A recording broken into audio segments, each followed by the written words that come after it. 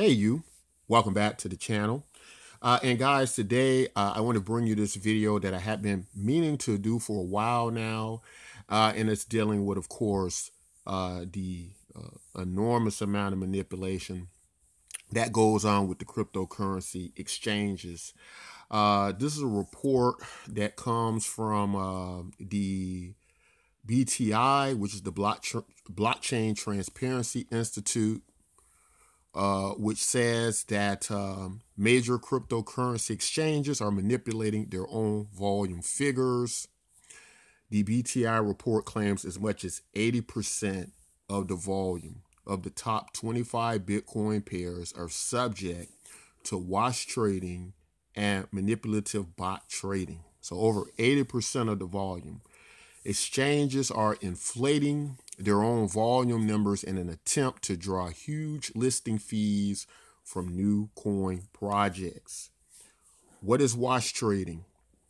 Wash trading is a practice by which an investor or company buys and sells an asset simultaneously. They are essentially buying and selling from themselves.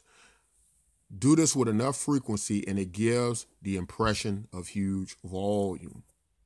The BTI claims that major exchanges use wash trading techniques to fake the volume on their exchanges. By doing this, crypto exchanges appear larger or more active than they truly are. In some cases, the true volume, listen to this, guys, think about this.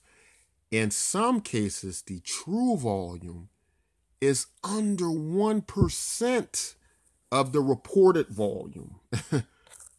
To find out how deep the problem goes, BTI calculated the true volume of CoinMarketCap top 25 pairs, Bitcoin pairs. The research firm discovered that the actual volume on most of the pairs is less than 1% of the reported figures. The worst offenders are OK Exchange, Bithumb, and Huobi. Huobi, is that how it's called? I only use the major exchanges, guys, so have no idea about many of these guys. So I just want to stop right there. And we're going to look at this chart here and look at some of his volume. But do you see, guys, where the problem lies in the cryptocurrency space? Only about 1%, and in some cases, under 1% of what we're seeing as volume is actually real. And it makes a lot of sense. You know, a lot of these coins that people start is fake volume. The liquidity is not there. That's how come we have these large gaps, margin gaps. We have all this volatility because it's not true volume, guys. And you can look at, I guess these would be the worst offenders. You know, it's crazy, guys. The amount of the visitor channel and the people that are trading, basically what it breaks down to, guys, is when you divide up how many people are actually visiting the exchange and you divide that by the volume or sorry, yeah, right, the volume divided by the volume, what you're getting is the average person's trading sometimes as thousands of dollars, you know, per session. So you got like a Bithumb here. You got one. The average person's trading $24,000. OK Exchange, the average person's trading $10,000. The problem with that is, if we look at earlier reports of what we've seen, we see where the average person has $3 or $4 in their Bitcoin wallet, and these are Bitcoin pairs. So how is it possible all this volume could be taking place? Guys, you know, we have to be realistic about what's happening in the cryptocurrency space. And I think the only way this can truly be solved is mass adoption. How are we going to get mass adoption? The only way we can get mass adoption and make the actual exchange figures we're seeing real, the only way we're going to achieve that is demand. There has to be needed demand for the cryptocurrency space. but a lot of us got our heads in the clouds and we just can't come down. We're hopeful, but we're not being very diligent, right? We're not doing our due diligence. We're not being realistic.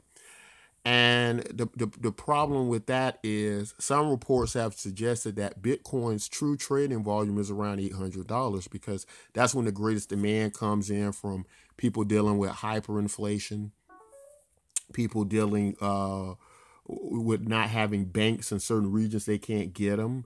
But when you head over to the West, guys, we're using MasterCard, we're using Visa. Our banking system works great still.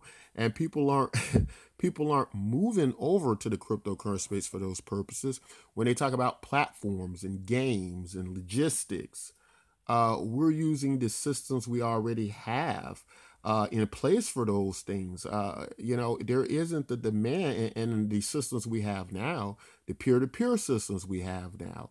If you want a ledger, you can data can be saved and stored in databases very well. They can be stored and time stamped, and so there isn't a huge demand for the cryptocurrency space yet until we create one. And when we do, that's when these numbers will be real. Now, if you watch the channel, you know that I talk a lot about one real use case being that it's not a question of whether it will happen, it's just a question of when, and that's robotics, automation, that's going to cripple our entire job market. We're going to need a value delivery system to the people.